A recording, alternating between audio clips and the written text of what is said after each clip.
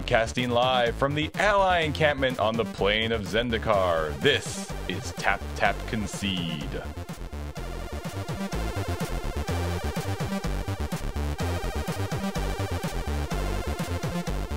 Hey! What? Oh, God. What do you guys think is in that Hedron? I bet it's mana. Crabs. Whoa. I'm so starving sad. crabs come scuttling out and just like strip everybody. No, to the bone. there are no crabs. It's been confirmed there is no Hedron crab, and all of my joy just disappeared. You know what it's going to be? They'll be like, there's no Hedron crab, I'm sorry. But there's a Hedron lobster! It's just like Landfall, like Mill 5 or something. All right. I don't want to tease you. Hey, everybody. Welcome to this week's episode of Tap Tap Concede. I am James. Here with me this week is Alex and Serge. Hello. Regulars are down hanging out at the Community Cup, so I hope you all enjoyed coverage of that this weekend. It was probably a really fun event. But today, we're going to keep talking about Battle for Zendikar spoilers, specifically what these guys want to talk about for spoilers. I think they've picked out some cool cards. Yeah. So we'll get to those in a moment, but first, Serge, let's roll the giant big dice. All right. And All right, crack smashy. a pack of magic cards. And 15. 15. One time, no whammy. Are there any whammies in here? I don't know. 1, 2, 3, 4, 5, 6, 7, 8, 9, 10, 11, 12, 13, 14. 15 is a pack of Modern Masters I did it. 2015. I did it. Oh, wow. This makes up Very for that time I nice. made us open Homeworlds. This is coming to us from Dave, who gave these to us at Com Bravo. Thank you, Base So Dave. thank you very you. much, Base Dave. You know what? That is satisfying. Like I have to say, the ripping of the tab, it feels pretty good. I haven't actually opened a pack of you, new Modern Masters. why didn't you? You should have gotten some of your. No, this is your job. I mean, I know you're down at GP Vegas and you're just cracking them all the time, but whatever, no bigs. Wait, hold on. Okay, we're good. All right, let's go. First up, Sunlance. Oh, yeah. 1 white sorcery. Sunlance deals 3 damage to target non-white creature. Straight into the sideboard. Well, I mean, even That was one of the in time draft, shifted it's probably cards. pretty good. This Yeah. card was so cool. yeah, The white lightning bolt, kind of, because it doesn't go to the dome. yeah, it doesn't go to the dome, and it's non-white creatures, If this and card it's a like, sorcery. went to the dome, I know. that Yeah. ugh.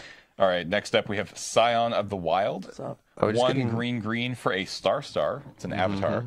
Scion of the Wild's power and toughness are equal to the number of creatures you control. So it's a 1/1. Yeah, I mean, it can be a 1/1. In draft, this was a pretty good card in the green-white tokens deck. This used to be a rare in, I think it was the original Ravnica block. They Yeah. printed Mighty, it. mighty have fallen. Yeah, I know. Now it's a common. it's a common. But it's a good common. It's a really cool card, and it works well in that deck. Ooh, this is a good card, too. I mean, they're all going to be good cards. Yeah. It's Modern Masters. Apostle's Blessing. It's 1 and a white, but is it a regular white? No. It's a Phyrexian mana white. Instant. And if you don't know, really quickly, Phyrexian mana, you can pay either the color associated with it or 2 life. So you can pay 1 and a white or 1 and 2 life for this card.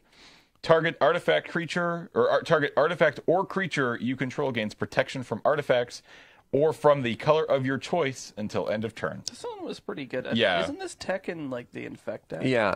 Sneak stuff through a protected creature. Yeah. But and then in draft it was also just, save your Kirby dude. hand is strong with this one. It was sweet. Yeah.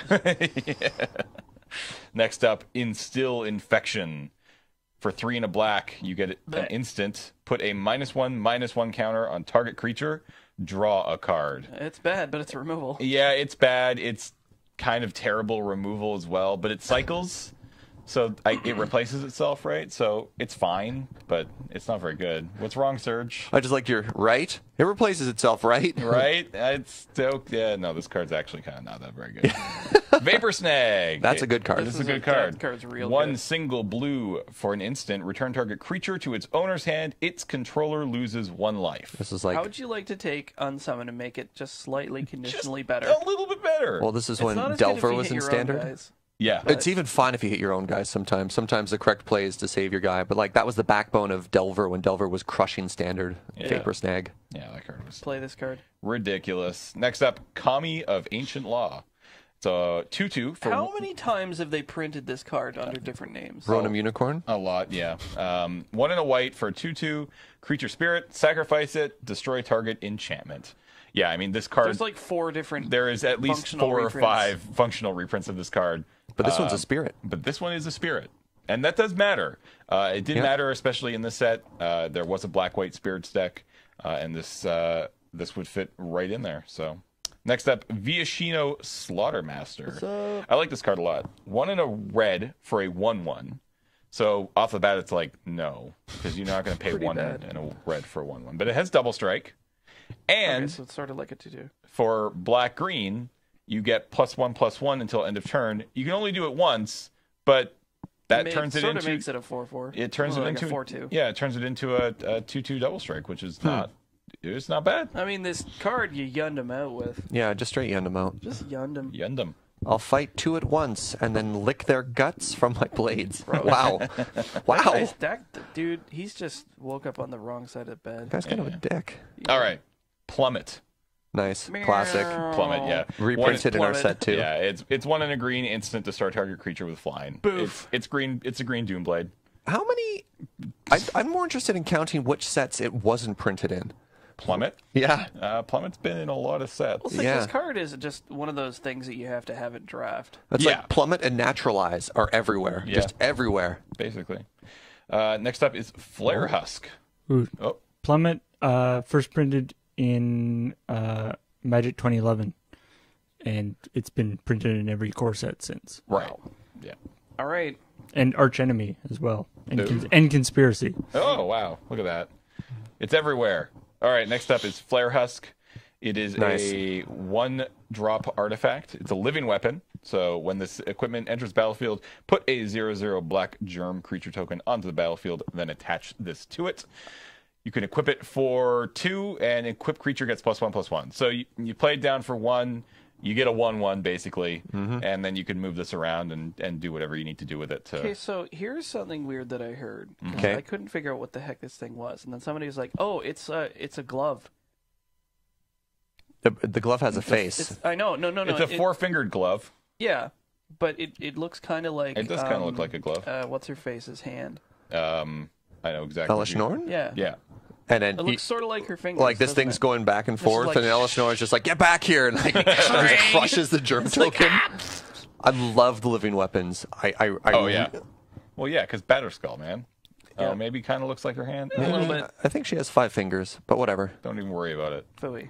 Ooh, wait, what? What? Oh, it looks a little bit more like the Priest of Norn. Yeah, maybe. Right. Any of the Phyrexian creatures. It's like, why is there a weird It is very goop inside my glove?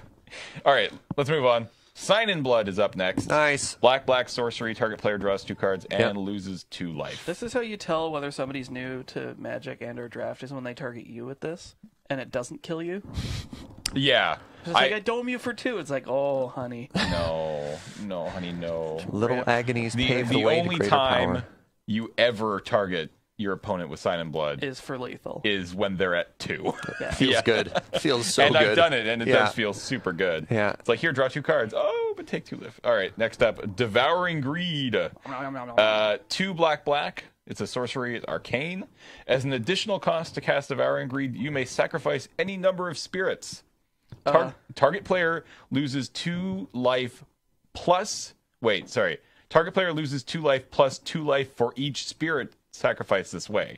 You gain that much life. Oh, okay. So this was ostensibly the finisher in the you have 4 spirits in the black-white spirit deck, because you sacrifice 3 or 4 spirits. They're taking what 8 or 10 damage, which is pretty good. Yeah, seems decent. Yeah, for 4 mana is pretty good, and generally you're just sacrificing a bunch of like sort of lame, dumb, boring creatures. Like, even if you sacrifice 1 spirit, this is better than drain life.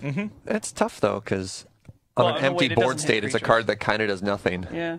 All right. But yeah. Next up, Agony Warp. Oh yeah. This card's sweet. Oh yeah. Blue-black instants. Target creature gets -3/-0 until end of turn. Target creature gets -0/-3. This card kind of like until 3 end of for turn. 1 almost. Which is the third? 2. No, just like. No, it's not a 3 for 1. It's probably a 2 for 1. It's generally going to be a 2 for 1 because you can make your blocks.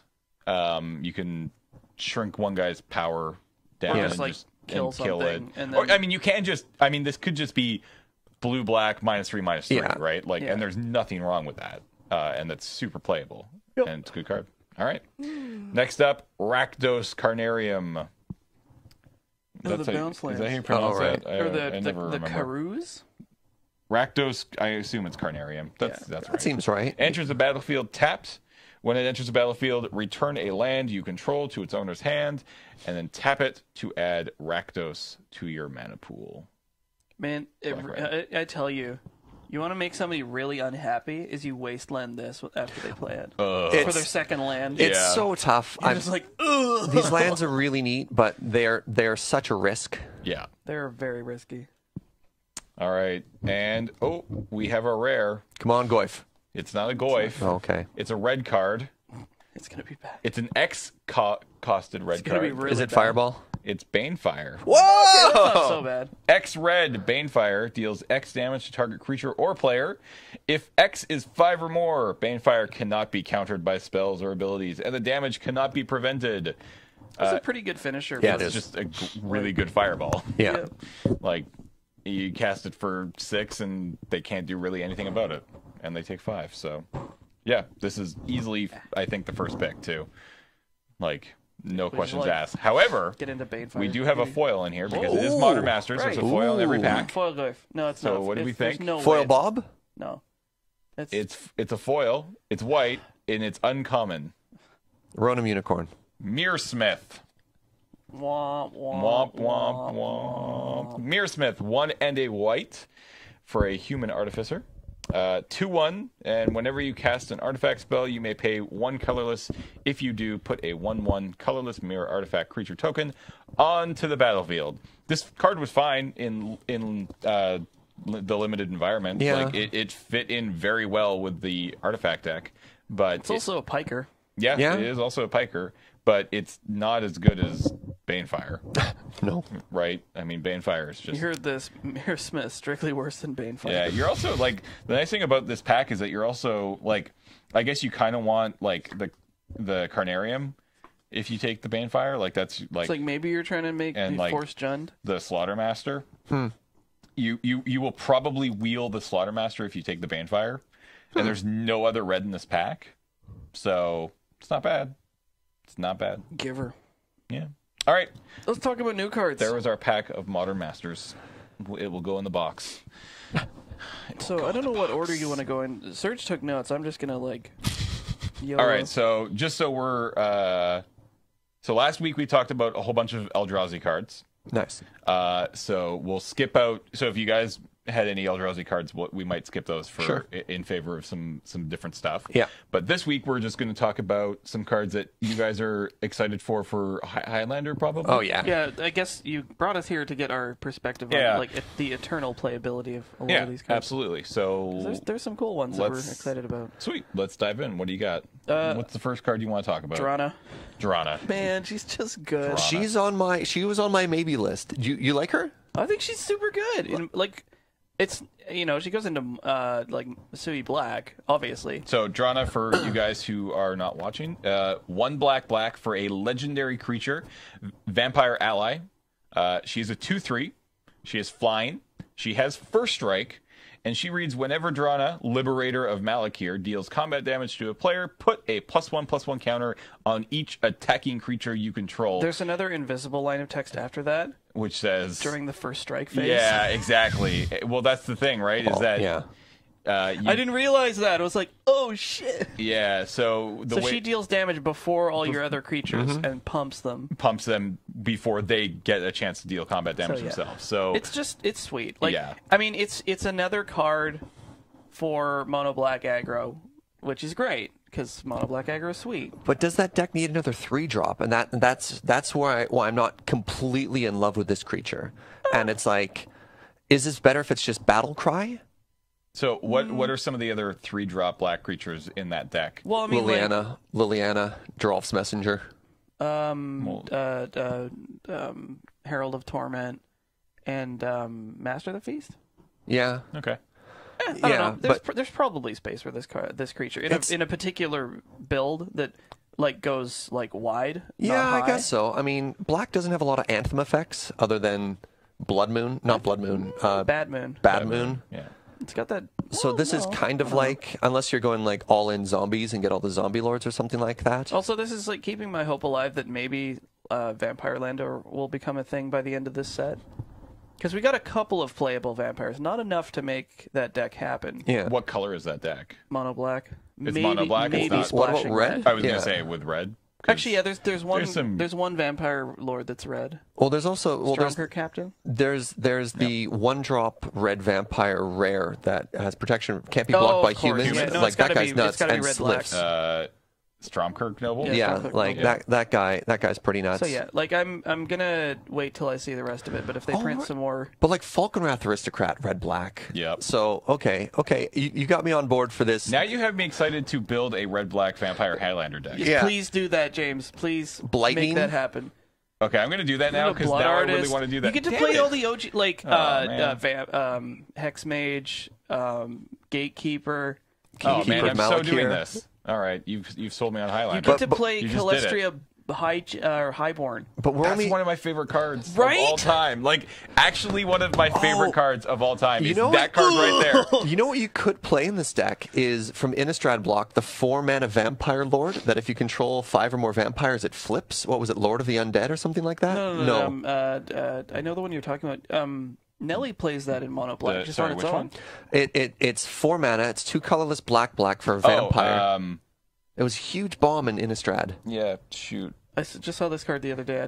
It's completely gone out Yeah, of and my if you head. control it's a flip 4 card, more and vampires, you can tap it to Lord make of- vampires. It turns into Lord of Lineage. Oh my God, we are so bad at this. Paul, save us. I know what the flip side is. I want to say it has Lord in its name, like Lord of the. No, Bloodline Oh, Keeper. it wasn't That's Lord. I'm so so bad bad. at What this does the other game. side say? What does the other side say? Is it Lord something Yeah, something? this guy Lord just of pumps all Lineage, okay. vampires. Yeah. You get to play fucking what's his face that like reveals the top card and pumps all vampires. Maybe not. Yeah. Maybe not. Oh, he's fine. He's fine. All right, so confirmed. You heard it here first, folks. James is going to be in Highlander. We'll see you on Monday.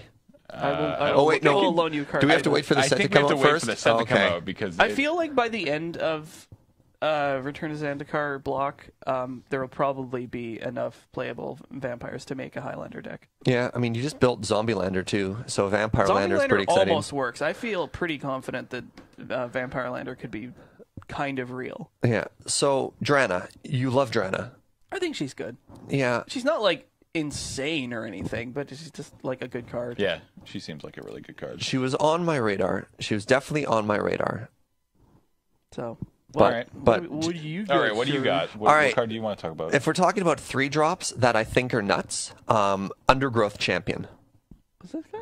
Undergrowth Champion, colorless green for a 2/2 that grows every time you play a land. So if damage, okay, so I'll read this out for the as if listeners. Sorensen didn't need more pump guys. If damage would be dealt to Undergrowth Champion while it has a +1/+1 counter on it, prevent that damage and remove a +1/+1 counter from Undergrowth Champion. So if you play this guy on turn 3, or I guess on turn 4, Yeah. and You drop wanna- a land, it becomes a 3/3 and can basically block forever, as long as you can keep dropping a land to get a +1/+1 counter on this thing. 'Cause in a deck that plays fetches, this guy's pretty stupid. Yeah. yeah.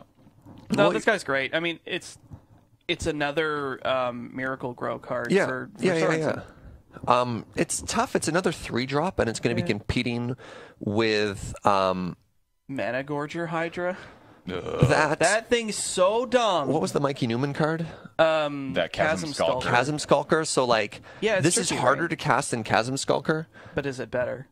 I don't know. Is Like- that Hydra a real thing right now? That Hydra I hear is bananas. Yeah. I have heard that I love it's Chasm so Skulker, strong. but Mana Gorger Hydra, that card is oppressive Yeah. in Origins Limited. What people told me about Mana Gorger Hydra is they're like, why does this have trample? Why? Or It's not, just- yeah. Oh, God. Yeah, it's the Ugh. fact that it has trample too. Yeah. In a deck that plays tons of free spells and cantrips and stuff. Yeah. So I really like the Undergrowth Champion. I don't know if the Grow deck needs another 3-drop, but I think that card is nuts. card seems I think fun. that card is going to break a lot of hearts. No. My phone died. Did it? Now It's you know- okay. I prepared lots of notes. Okay, All right. well, I'll try to bounce off of your notes. I'm a little bit embarrassed about this, but the cycle of cards that I am the most excited about is the entire retreat to blank, like retreat to insert color. Okay, we can go through all 5. Okay. So we go through in just Wooburg order. Straight Wooburg order. All right. So white it up. Let's see the white retreat. So this is interesting because I saw these and I was like, they're not that exciting because they all have the effects of the land cycle that was in original Zendikar. Mm-hmm. These are all the I think these are all the effects that those lands had because they did 2 of each, like 2 white lands, 2 black lands, so on and so forth, and all those effects are on here with landfall. Yeah. So it's kind of like referring back to Zendikar. Yeah, absolutely. Okay, so first up is Retreat to Emeria. This is my least favorite of them all. All right, so 3 and a white for an enchantment. They're all enchantments. They all have a landfall trigger, and it says whenever a land enters the battlefield under your control, choose 1. You can only choose 1. Put a 1/1 white core ally creature token onto the battlefield, or creatures you control get +1/+1 until end of turn. It kind of synergizes with itself, but so yeah, it's 4. This Paul was mentioning this earlier. This is probably the one that both modes synergize the best. Yes. You put a creature and later you can grow it. This is my least favorite of them all. This is the only one that costs 4 mana. Mm-hmm. I just don't think this is powerful enough to be 4 mana. I think if you want an Anthem effect, you have Crusade at 2. Yeah. You have a ton of Anthem effects at 3. Just 4 conditional is like... You play this on turn 4. Turn 5, playing a land to get a 1/1 just isn't powerful enough. If you're playing a bunch of 1 and 2 drop creatures and you're hoping to get a pump effect, I don't think this is the card you're putting in it. I mean, it might be okay in limited. Maybe you play this and then Scape Shift. I feel like most of these retreats are playable in limited. Yeah. Just because right. There's the term do nothing enchantment, and this kind of can be a do nothing enchantment. I mean, you can play this thing down later in the game and get immediate like a 1/1 right off the bat, which is not bad. So I expect these things to be taken pretty highly. Sorry? Yeah, it makes exactly. allies. Yeah, and they are allies, which will synergize with a whole bunch of other stuff in the sets. So yeah, I think in limited, these things are going to be pretty sweet. So out of 5, this is my least favorite. This gets 5th place. All right, what's up next? The blue one, which is Retreat to Coralhelm. 2 and a blue for a enchantment, and it again has landfall triggers. When a land enters under your control, choose 1. You may tap or untap target creature, or scry 1. This one comes in 3rd place in my ranking. Okay. All right. The effects are powerful, but I just don't see how often they're going to be relevant. Unless you're holding up a fetch land, the tap or untap isn't going to be great. That seems pretty bad. Defensively. Yep. So that's a little bit tough. If you're trying to use it aggressively, I mean, in limited it'll be great, but in a broader context like Highlander or something like that, the deck that wants to be sneaking creatures through, this isn't going to be the way they do it. Yeah, you're going to have on summon fast enough. You're going to have on summon in a tempo deck or something else like that. Stuff like Shadow Rift is just way better. Yeah. The scry effect is kind of neat, but if I want scry at 3 mana, I'm going to play Thassa. Right. Like the God Thassa is just going to provide it more reliably because you're going to get it every turn instead of dependent on a thing like that. Even if you're playing a fetch land, scrying twice occasionally might be nice if you're digging for a card. Yep. So it's neat. I mean, I like turning every land into a scry effect, but I think there are more ways to do it. Maybe in the right deck this will be kind of fun, but yeah, so 3rd place. All right. Yeah, this card's really good. Yeah. I just realized how good that card is. Because, like, you activate her and put a fetch into play. Combined with the Coral Helm. Yeah. Oh, okay. Yeah, maybe. Interesting. Oh my god. Whoa. Oh yeah, wow, Wait, that'd be sweet. Wait, Bad what? synergy. You just you tap her, put you a get land Dark in. Depths out of nowhere. If you have a bunch of lands in play, sacrifice a forest, get Dark Depths, untap Knight of the Reliquary, sacrifice the forest, oh my god, get Thespian Paul is Stage. just out-Timmying us today. Holy crap! Okay, it's so real. Okay, interesting. I love it. I love it. Wow. I might have to make this deck. So, Timberknot. So the whole time I've been watching this set, I've been having this conflict in my head of what deck am I going to build? Because Pox or Turbo Land. it's going to be either Pox or Turbo Land. Alex suggested Turbo Pox, but which is kind of a non-bow. Which is kind of a non-bow. Yeah. So there's these great creatures that synergize with lands. Knight of the Reliquary being one. Yeah. Pox makes the battlefield hostile to creatures, so you can't play the Pox effects, but Yeah, it's just like you can't Knight of the really play a deck Reliquary. that has Knight of the Reliquary and the Abyss in it. yeah. No, it doesn't Innocent really Blood. work. Yeah. Okay, you've given me a lot to think about, Paul. Thank you. Let's see our next. All right, next up is the black. Here we go. Waiting for it. Retreat to Hagra. Hagra. Hagra. 2 black. Enchantment, landfall, la. Target creature gets +1/+0 and gains death touch until end of turn if you drop a land there. Or each opponent loses 1 life and you gain 1 life. So you were super stoked about this one. This is my second favorite of them all. Okay. Why, Serge? I don't think you play it for the first reason. No. Like, maybe, but not really. Each opponent loses a life and you gain a life, I think is fantastic. I think is absolutely fantastic, and it In a has given Turbo me Land shell. another way to go infinite with Fast Bond. Right. This set has Yeah. given me 3 more ways to go infinite with Fast Bond. If you have Fast Bond and any way to recur a land, this is an instant win con. Yeah, you just drain them to death. The gaining 1 life offsets the damage you take from Fast Bond each turn, and you win. You just Right. dome them. Yep. Even in like a slow attrition deck, I've been brewing Pox with a couple other people in the Highlander community right now. They're all pretty excited about this. You were talking about like your Pox list being bug, so you could play. Was it Magosi? No, not Magosi. The one that bounces itself. The land. Oh, the Magoo. Oh, you're thinking about the legendary person? No. The land that you. Oh, that's Obero. The bounce land is Obero. This and Obero and Fast Bond is an Fast Bond is instant. like, yeah. I win. But it's like this and Crucible and Fast Bond. This there's a lot of different ways. Trade routes is going pretty deep in that effect, but sometimes that just wins the game for you. Yep.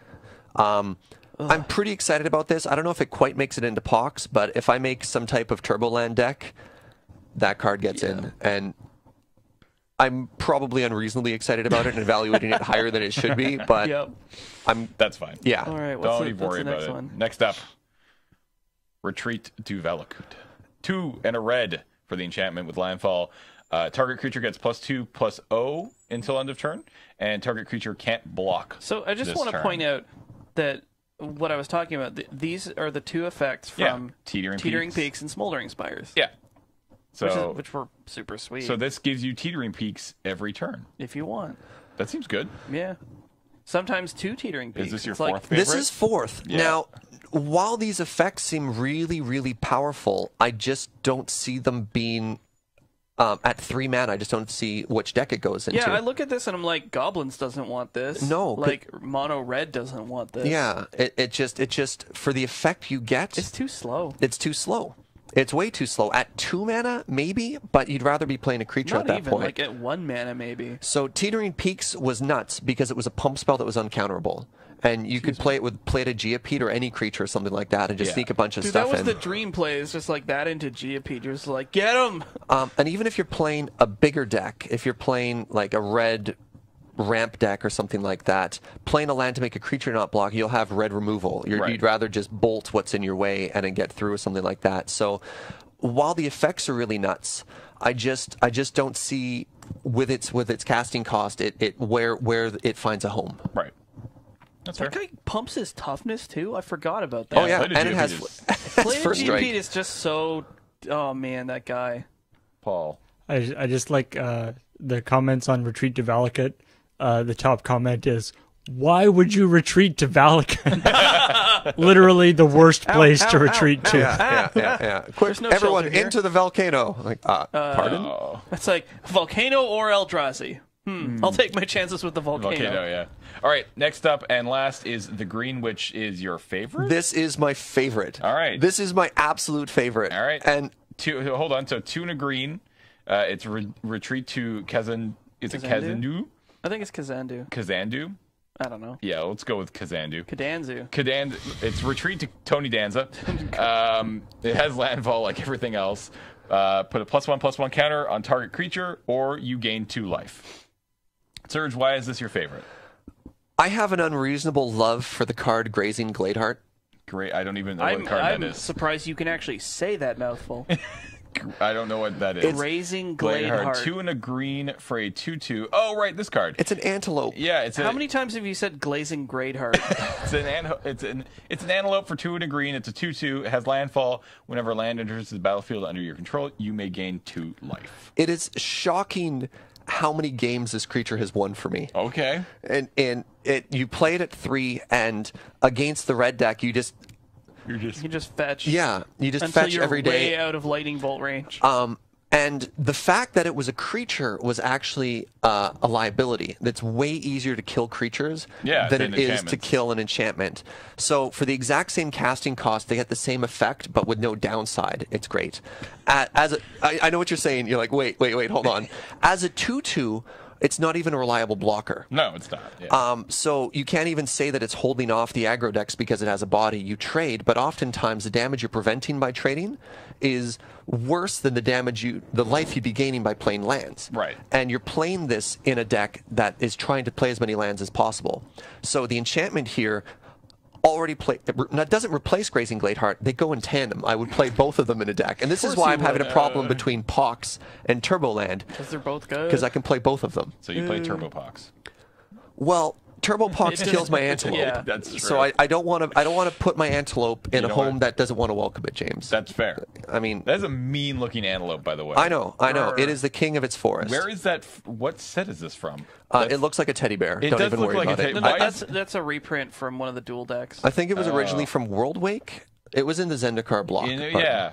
I'm just confused as to why the there's a teddy bear logo because it loves you. I think it's trying to hug me. Yeah, it's one of the dual decks. So I was going to play the enchantment just for the gain 2 life, and then I saw the second ability, which is put a +1/+1 counter on a creature. +1/+1 counter. Yeah. Not until end of turn. You just get a counter. And I was already talking about the grow creature being nuts, but now you get to choose which creature grows. Oh, that's true. Yeah. It's pretty good. You know what else? It's just like you're in Turboland. You were talking about playing this with stuff like Creeping Tar Pit. Right. If you have any creature, and you have a way to recur lands, you combo out. You win on the spot. Yeah. So it's like animate Creeping Tar Pit, play a fetch, get him. Yeah. Well, I mean, go to sleep. I mean, it's kind of silly because if you're already recurring lands a bunch of times, you're winning anyways because you've gained infinite life. Right. But gaining infinite life isn't a win con; it's a not lose con. And if they have a combo, they can kill you just as well. I mean. Right. Against certain decks, you're there, but in the broader meta, like I don't care what your life is at, I'm going to Painter Servant you, and you lose. Right. Gosh darn it. So in some weird ways, it's win more, but I am really excited about this card. Cool. Hangerback Walker wants those +1/+1 counters. Feed me. All right. What do we got next? So we went through the retreats. So yeah. What's some other cards? Those are the ones I was most excited about. I mean, I was going to talk about how disappointed I was in the Eldrazi, but you've already covered that. We've talked about the Eldrazi, so let's then we can talk about other let's cards. talk about some other cards. What do you got? The new cycle of creature lands, folk lands. Yeah.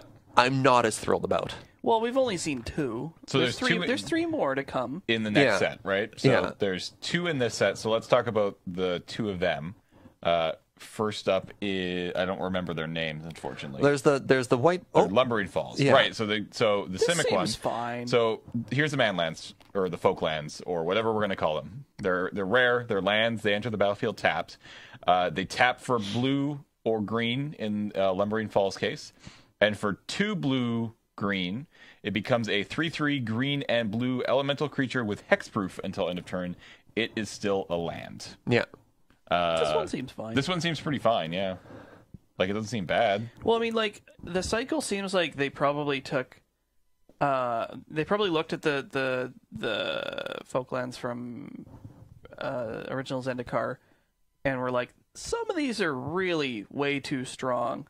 Like, Tar Pit's dumb. Tar Pit's insane. Tar Pit's so dumb. But and, like, Colonnade is really, really crazy. But that's the thing, they're all good. The red-green one was nuts because it grew every time it attacked. The only one that isn't good is red-black. Which was... So sad. You could pay X and pump it. So sad. But it didn't have evasion. If that card had an activation cost that was 1 mana less, it might have been playable. But it's just like, it's so bad. But Lava Claw reaches. Right, yeah. Lava Claw. reaches. But I think the only reason that one was so disappointing is how good all of the other ones were. Oh, man, you're so bad. Yeah, pay 3 for a 2/2 and X. But if you're a red-black deck, how much mana are you going to have? Yeah. Okay, so like redesign this card. Black-red, make it a 2/1 with fire breathing. That I would play. I would absolutely play that. But it's just like, it's so... Yeah, but if you go back to the other cycle, they're all really good. Celestial Colonnade, nuts. Yeah. Creeping Tar Pit, completely bonkers. Right. What was the red-green one called? Raging Ravine. Yeah, Raging Ravine. Really good. Crazy. Raging The thing Ravine just like... it took over Standard for a while in... And like Stirring Wildwood also, like, why does it have 4 toughness? Yeah, Stirring Wildwood is fantastic defensively or offensively. That becomes a 4/4. God, it's a that becomes a 4/4. Stirring Wildwood is a 3/4 with reach. It's so fantastic good. either offensively or defensively. So yeah, they're all good except the red-black one, and I'm super choked about that. Yeah, but then you look at this cycle. So we have the green-blue one is a 3/3 with hexproof. Yeah. I don't like it. I mean, maybe a 4/4 with trample, I think, is more fitting in the colors you're doing, stuff like that. You have a reason to attack with it. I mean, the only time I think hexproof is in flavor for blue-green. Yeah, but the only time I can see hexproof being relevant is they're like, I'm going to Wasteland, you're non-basic. You're like, I give it hexproof. That's terrible. But that's the only time I see that being good. Well, I don't know. Maybe they're holding up removal or something. You just get in. What's the other land in the cycle that we white-black? It becomes a 3/3. 2/3 that it's like has... I'm trying so hard to be excited for this guy, and I'm probably going to play it. But this card seems like a good card to survive through a Wrath, though. Yeah, I mean, it's fine. Yeah. It's just not incredible. It's better than... the red-black land. It's better than that, and I'll take it. It's like it's got a fine activation cost. The abilities are like, sure, I will play this card. Yeah. It's also a duel. If we're talking about decks that are going to play Wrath, if you have white and black, you're probably an Esper. Yeah, well, yeah. Like, I don't think you're going to play white-black control. It's very rare. If you're playing white-black, you're probably in stacks or something like that. You're playing Esper or... Yeah, but if you're an Esper and you're trying to minimize the amount of enter the battlefield tap lands you play because you don't want to be behind your opponent, you're going to play Celestial Colonnade and you're going to play Creeping Tar Pit. God damn it, Serge. Right? Like, I just don't see... Maybe this sees some play in Standard. Yeah. Maybe this guy would be sweet if he was like a 3/2 or like on the defense if it was just like a 1/4 or something with Death Touch. 1/4 Death Touch instead of Lifelink. Yeah. That would be interesting. Yeah, right? 1/4 Death Touch first strike. Well, yes. Okay. See, now you're just we're going crazy. Now you're just a magical Christmas land. Yeah, I know. Paul, what's up? People have talked about this, but there's the interesting mechanic combination with Awaken, which is a mechanic from Return to Zendikar, which when you awaken something, you put whatever the number is. Like if it's Awaken 4, you put 4 plus 1/+1 counters on it. On a target or on a land you control, yeah. And it becomes a 0. It's a 0/0 with the counters. Creature with the counters. It's nice, and it seems like they deliberately, instead of making it like a 4/4 elemental or whatever, they made it a 0/0 with +4/+4. So if you put it on a Shambling Vent, for instance, it'll become like if it was 6/7 lifelink. Yeah, it'll be a 4/4 vanilla. Yeah, and then you turn it on and it becomes a 6/7 lifelink, which is kind of interesting. Yeah. Interesting, yeah. We've got 2 more lands, one of which I am really holding out hope is playable. Like red blue? No, sorry, not red blue. Red white. Red white. You know what? Okay, here's my dream for that card. Okay. Activates for 1 red white, 2/1 double strike. Maybe like 2 red white, like 2/1 double strike, or like 1/2 double strike. Yeah. Something like that. Something decent. I'm really glad Paul brought up Awaken. I really like the Awaken mechanic. Yeah, it's super neat. There are some that are maybe a little bit slow for what I was hoping for. The Unsummon, for example, you're just like, sure. But Ruinous Path, I'm really excited for Ruinous Path. Okay, so Ruinous Path and the one that cancels, those both seem real good. And it was funny, Cam and I were having a bit of a chuckle reading the comments for some of these cards. Like the cancel especially, people are like, this is unplayable garbage. It's like, what on any level are you talking about? It's like, they're just like, oh, it's like a worse Draining Welk. It's like, I don't think Draining Welk casts for 3 to hard counter their like early spell. Yeah. You know, it's just like, it's fine. It's strictly better than So the scatter to the winds is excuse me. Ooh, the Clutch of the Currents is pretty sweet. I like that card a lot. Scattered to the Winds, I think it is the cancel that we're talking about. The 1 blue. Clutch actually seems pretty. That card clutch. is going to blow. That card is going to blow people out. Right, this thing is such a harsh blowout. This is the counter that we were talking about. It's 1 blue it's also got sweet counter art. target spell, so it's cancel, but it also has Awaken 3 for 4 blue. So for 6, like, you can counter and turn one of your lands. People were like, "Oh, who's going to leave 6 mana up to counter spell?" It's like, you're playing the slowest, grindiest control deck just ever. Like, wait, I'm a control player. Go. That's all they do. They just sit there with all their mana open and wait for you to do something. It's like, I wish you would. You know, resolve your Planeswalker on turn 6, turn 7. Counter their thing and then beat them to death with your land. I didn't even. It's not okay. It's not a format that I even like, but this is like a shoe-in for Commander, isn't it? Like, I don't. It's a hard counter. It gets you a dude. I mean, I don't call myself a expert in Commander, but I tend not to play counter spells in that format. And the impact is too small. But I get it. Yeah. But a counter spell that also does something. I don't know anything about Commander. What's that, Paul? So I just, after you guys talking about that, I find it highly amusing that looking at the comments on this on Mythic Spoiler, the top comment is, people in these comment sections are so bad at Magic, it is unreal. Like Ruinous Path, some people were just saying that it's strictly worse than Hero's Downfall. It's like, no. I mean, if you just look at the first line, I don't think you understand what the phrase "strictly better" or "strictly worse" means. It's not the same card. It's like, yes, it's slower, but guess what? You get a guy that wins the game. I never even you two for one. I never even thought of Awaken on top of a Folkland. That has also blown my mind. Like, okay, so you do this on your Colonnade, it's like animate. Oh, it's a 7/7 with vigilance and flying. Also, Colonnade has vigilance too. Like, that's how good those old lands were. Sorry, I have to go back to how disappointed I am in these current ones. I'm not sorry. Disappointed is a very strong word. But just I guess I am as thrilled. Yeah, Can we see Celestial Colonnade? It's Celestial Colonnade. Yeah. It is a very good card. All right, so while Paul gets that up here, let's see. We're gonna that card's just insane. That card's so stupid. It's so good. Who cares? It's too good though, right? Like, that's why they aren't as good now. Like, these cards were way too powerful. 5 mana, you get a 4/4 flyer with vigilance. It has vigilance. No.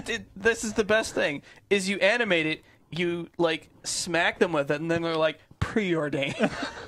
You're just like, I kill your land. You're like, I tap it and Force Spike or Spell Pierce your spell, right? Yeah, like, it can protect itself with the counter spells you keep in hand while you beat them to death with it. No, like tap Path to Exile. No, it's like, go to sleep. These cards are ridiculous. All right, let's wrap this up. Yeah. Let's talk about a Planeswalker.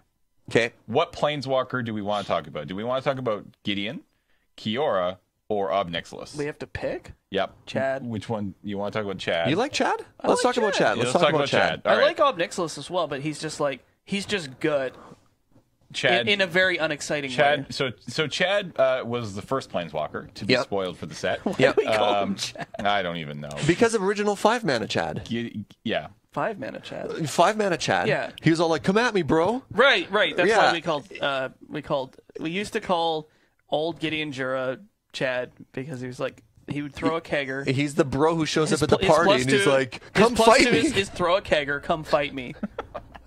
It's his -2 is just like block. Right. And then they forever be named as Chad. So 4 mana new Chad. All right, 4 mana new Chad. 2 white. Planeswalker comes in with 4 loyalty. +1. Until end of turn, Gideon, ally of Zendikar, becomes a 5/5 human soldier ally creature with indestructible. Ally. That's still a Planeswalker. Prevent all damage that would be dealt to him this turn. Pretty sweet. Yeah.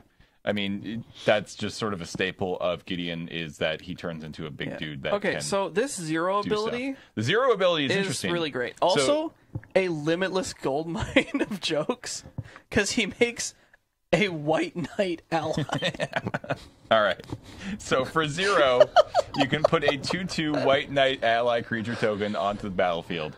So I didn't even think about that. So it makes a literal white knight. So generally speaking, your biggest thing with a Planeswalker is can they protect themselves? They sure can. This one definitely can, because this one, Gideon can just come down, 0 himself, and make a 2/2 that can protect him. But then he also has a -4. Which you could just do immediately. So Gideon is one of those rare Planeswalkers where when you cast him, every option is available. And his -4... Well, that was the case with the first Gideon. Is like all 3 of his modes you could do straight away, which is part of why he was so crazy good. Mm-hmm. So the -4 here is Anthem effect. It's you get an emblem with creatures you control get +1/+1. End of discussion. Yeah, like he seems. That's actually like really, really strong. Yeah, I've been playing decks with Sorin. Yeah, and Sorin emblem is way stronger than you think, because you're just like, oh, creatures I control just get +1/+0, and then it's like, oh, my Bitter Blossom makes 2/1s now.